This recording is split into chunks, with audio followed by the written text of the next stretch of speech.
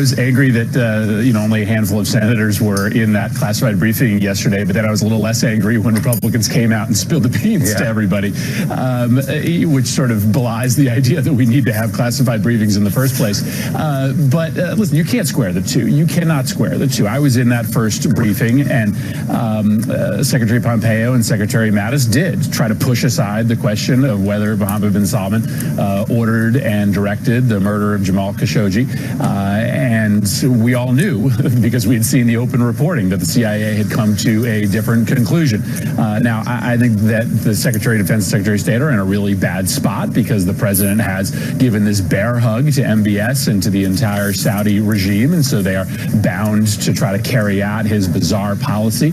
But at the same time, it's sort of hard to call this a cover-up, given the fact that everybody in that briefing last week knew that Pompeo and Mattis were misleading us, knew that there was no way that this murder happened without the consent and direction of MBS. And I think the only danger for me as we go into this debate about what to do in Yemen, as important as it is to me to hold MBS responsible and hold the Saudi regime responsible, a lot of us also want to make sure that we keep our eye on the ball, that we also in this debate make sure that the United States doesn't continue to help the Saudis perpetuate war crimes in Yemen. It's not just about the Khashoggi murder, it's about the 85,000 kids who have died in Yemen from starvation and disease in the last 3 years. So, Senator, help us and our viewers understand why Secretaries Pompeo and Mattis would give you that presentation where they effectively brushed aside the conclusion of the CIA that MBS did order the murder of Jamal Khashoggi.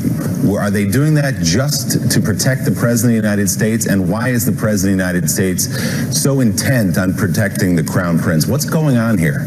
Yeah, well, so that's a good question, and I think one of the first things that the new House Democratic majority has to do is try to get to the bottom of this question as to why the president is so insistent on holding the Saudis immune from any consequences from their actions.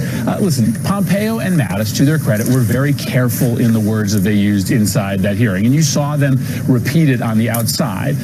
They didn't say that Mohammed bin Salman had nothing to do with it. They said that there was no smoking gun, but in the meeting, they clearly left the impression by using that phrase that they did not have evidence from the intelligence services that proved that he did it.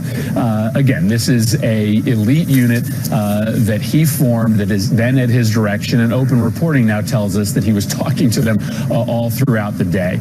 Again, I think they were very careful in the words that they chose because they knew what the president had said only a few days before. Maybe he did it, and maybe he didn't. I guess I give them a little bit of credit in being careful about it. So, Senator Murphy, David Ignatius, how do we hold Mohammed bin Salman accountable for this terrible crime against my colleague at the Washington Post, but also try to maintain our relationship with Saudi Arabia? How do you see doing that?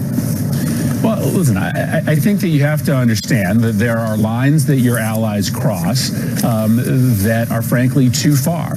And I think we have to send a message to Mohammed bin Salman that when he is engaged in activity around the region that is contrary to U.S. national security interests, we will not move with him. I think, frankly, pulling out of the war in Yemen is an appropriate response to the way that the Saudi regime has treated us. They lied to us for 2 weeks about what happened in that consulate in Turkey. But they also have been lying to us about what they've been doing in Yemen. They have been targeting civilian infrastructure inside that country, if not civilians directly. And we should say to the Crown Prince that if you are not going to be straight with us, then we are no longer going to be in business with you. And so I actually do think that there is a direct link between the action that we take this week on pulling the United States out of the Yemen coalition and the murder of Jamal Khashoggi. Senators, Heidi Presbella, let me drill down on that a little bit, because that does seem to be where the consensus breaks down. Everyone agrees that MBS needs to pay a price for this, that he was behind it, but there are different options in addition to this vote that you're going to take later this week. Senator Graham, for instance, yesterday said there needs to be broader legislation in terms of banning arms sales. Do you see that there is one specific proposal that everyone is going to rally around?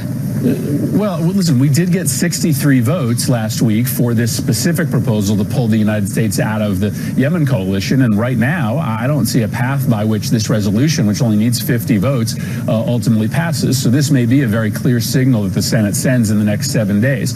But I would agree that this isn't the end. I also think you need to look at what MBS is doing with these weapons around the region. And for a long time, we were happy to, sell billions of dollars of weapons to the Saudis because they really didn't use them. They sat on them. They didn't know how to operate them. They were using them for defensive purposes. Now they're on the march.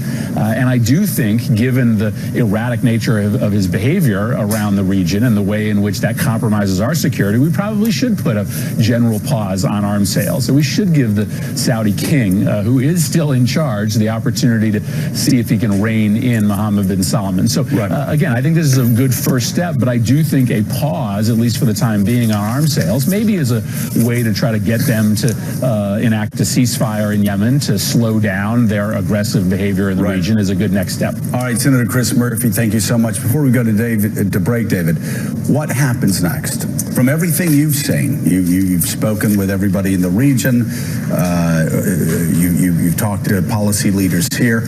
What happens next with the U.S. relationship with Saudi Arabia? So we don't know, but I'll just give you a couple of ideas.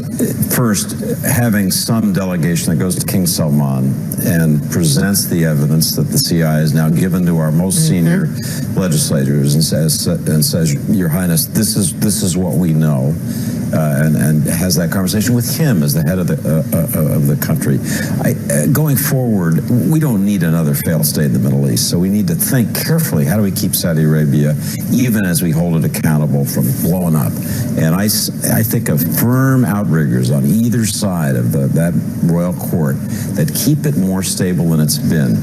And that's, so how do we do that? We don't run Saudi Arabia. How do we help them do that? That's my question. The question is how the president is compelled to face it. So this can be